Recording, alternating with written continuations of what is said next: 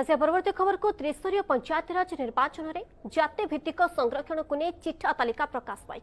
कलाहांडी जिला प्रस्तुत यह चिठा तालिका व्यापक असंगति थिबा बेले एहाको दूर करने दाबी आज एक सांबादिक सम्मेलन में पूर्वतन केन्द्रमंत्री भक्तचरण दास प्रकाश कर जिलार 13टी ब्लॉक 36टी जिला परिषद सदस्य पदवी जड़े भी पछुआ वर्ग को सामिल न करने घटना को नापसंद कर भक्त सेपरी गत 2011 जनगणनार 10 वर्ष पर 2021 सुधा उभय जनसंख्या यथेष्ट वृद्धि पाई।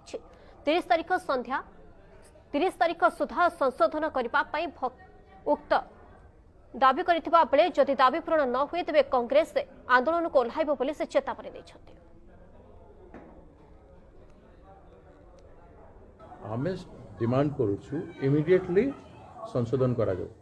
कलाहांडी जिले में एवं राज्यर विभिन्न जिले में ओबीसी मानकु संरक्षण नियम हिसाब से 27% रिजर्वेशन देवा कथा देना एवं कलाहांडी रे कौनसी ब्लॉक रे चेयरमैन मध्य घोषणा करना ओबीसी घोषणा करना कि कौनसी गोटे भी जिला परिषद सदस्य भी ओबीसी घोषणा करना तेणु या बेसी दुर्भाग्य किसी हो पारे या बेसी ओबीसी वर्ग प्रति प्रतारणा भी किसी हो पारे।